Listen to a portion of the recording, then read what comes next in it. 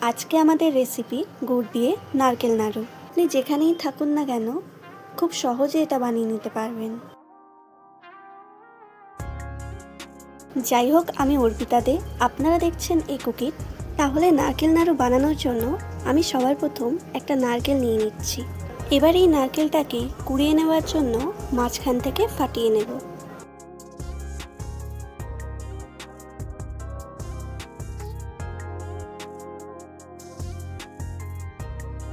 এবার এই নারকেলটাকে আমি ভালো করে কুড়িয়ে নেব।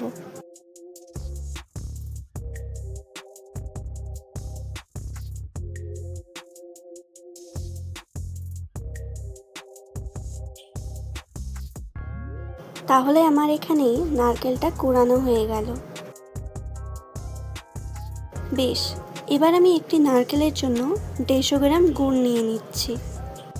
অনেক সময় গুড়ের মধ্যে ডেলা ভাব থেকে যায়, সেগুলো আপনারা ছেঁকে নিতে পারেন। আমি এখানে গুড়টা সরাসরি ব্যবহার করলাম, কারণ আমি যে আগের গুড়টা ব্যবহার করছি সেটাতে কোনো ডেলা ভাব নেই। আর আপনারা যদি তিলের নাড়ু ভালোবাসেন তাহলে কিভাবে বানাবেন সেই ভিডিও এই কুকির চ্যানেলে দেওয়া আছে, আপনারা চাইলে গিয়ে দেখে আসতে পারেন।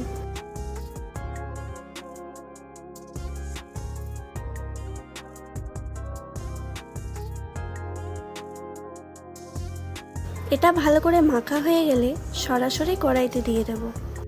আঁচটা মিডিয়াম টু হাই করে ভালো করে মেশাতে থাকবো।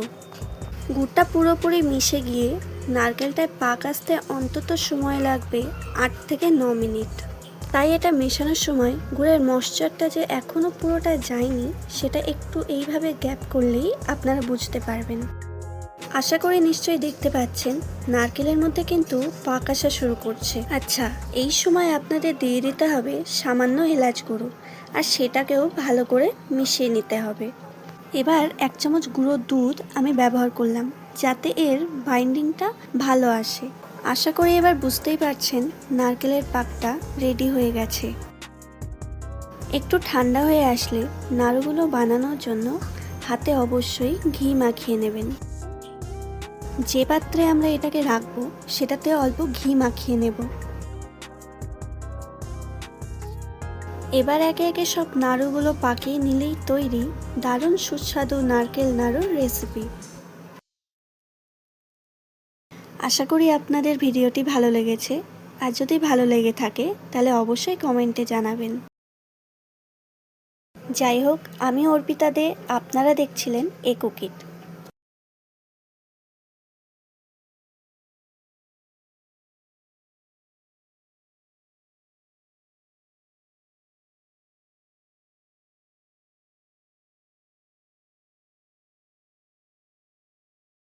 দেখা হচ্ছে আপনাদের সাথে আরেকটা নতুন রেসিপি নিয়ে নেক্সট ভিডিওতে।